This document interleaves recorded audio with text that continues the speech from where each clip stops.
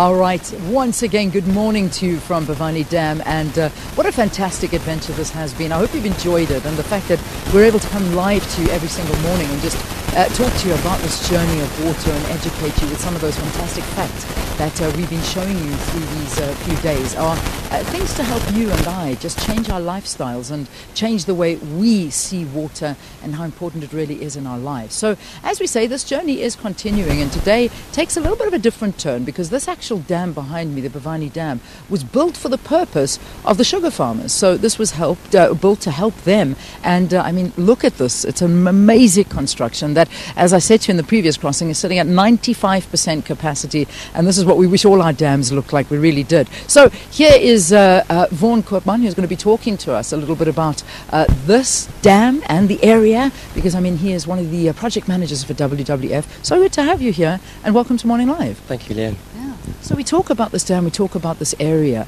The sugar farmers, how is it doing and performing when it comes to sugar farming and the production?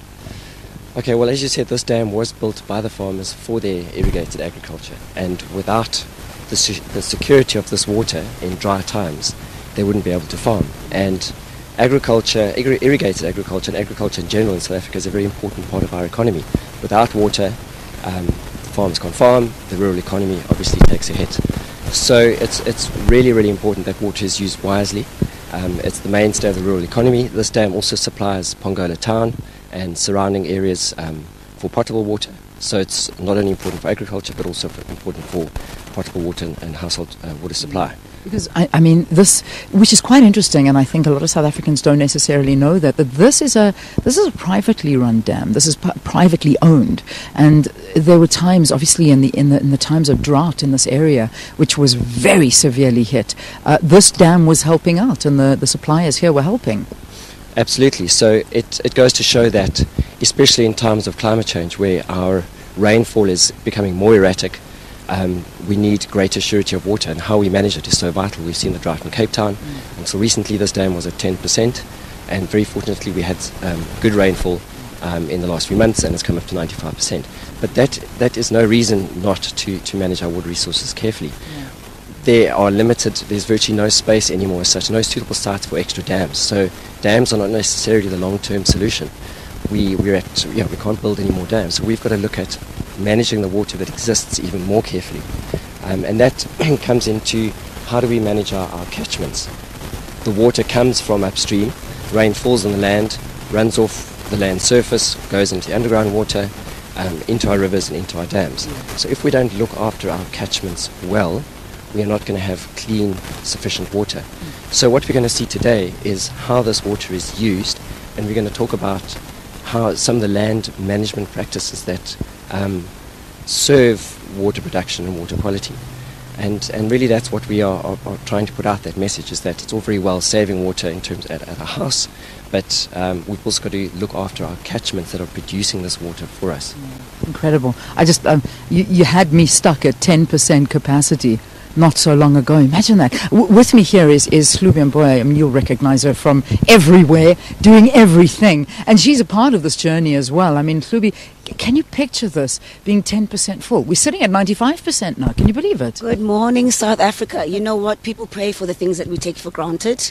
This has been a journey of prosperity, education, motivation, and thank goodness I'm sharing it with a group of authentic people, because as a collective we're really realizing how privileged we are as South Africans, and the beauty of our continent and the beauty of our country, and that there's so much lack of access and information about what really matters, and what really matters about our planet, and what really matters for the future of our kids. And you know what, we all want to be part of that civil society that really serves and is really part of a movement. And we all are, and you're going to meet the rest of them later, voices that create awareness. So and it's quite amazing. I mean, and that's what, I suppose, I'm emotional. I can see that. I'm wondering if you're emotional or if it's the weather. But besides that, I mean, what are you taking out of this? I mean, we've been walking and a lot, and we've been learning and hearing. It's been information overload to a certain point. But what for you has been the most profound thing you've learned this time? You know, I'm a people's person. Yeah. I love... We've noticed. I love hearing stories, because I all believe that we're storytellers. And as an actress, it's about how we carry those stories and how we create those stories for avenues of change. So when you hear people, whether it's the community, whether it's the leaders, whether it's the politicians, or whether it's the people, the staff working in these beautiful areas and their stories and how the biodiversity and the agriculture is affecting them and the water or the lack of water is affecting them, that really hits home for me. And it's all about because it's so authentic. So I can really relate to that. And hopefully those stories will help me tell people about this story, and that's the bigger picture at the end of the day. As you say, we want to meet more people. Look at the fingers that are going up. When I asked them before, who wants to talk on air? It was like, no one, not me. Now suddenly, everyone wants to reason. Everybody wants to reason. Everyone wants to reason. So Reason's one of the guys that's been on the journey with us as well. I mean, for you, how's it been? What stood out for you? I think we actually recorded a song yesterday and about this whole trip. And I think for me, the most important thing is the battle between human and nature. I feel like there's a lot of humans within their human nature who are just always putting themselves forward and not really considering the actual effects that their nature actually has on nature. You know what I mean? Everybody has a not everybody, but a lot of people tend to have a very selfish mentality, to always look out for their concerns or whatever resources they can provide, and actually excluding the natural resources that we actually have already. So, amazing. Yeah, that's actually kind of... So, are you going to be doing the song for us tonight? Well, I don't know, doing the song. I'll play it for you. Sorry, my language. Playing. Come on.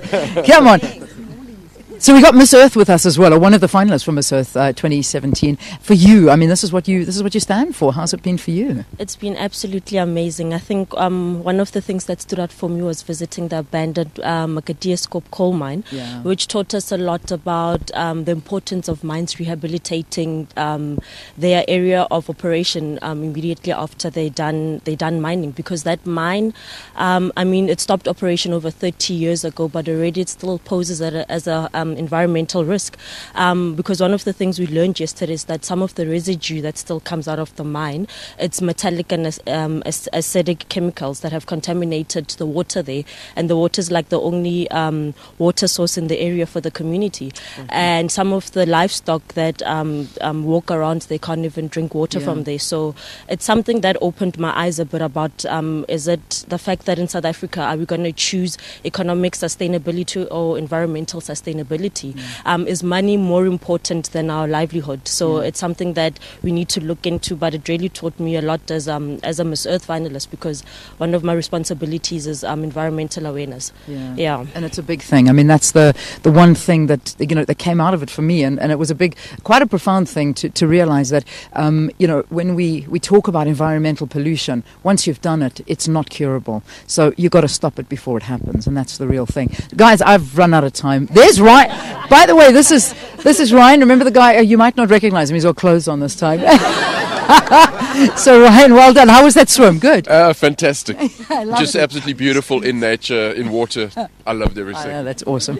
Listen, this is where I wrap, and unfortunately I have to depart from the journey. So I'm going to say goodbye. These guys are going on for one extra day, but we'll follow them and catch up with what they did tomorrow on the show. Thank you for watching, everybody. God bless you. We do a funny thing called...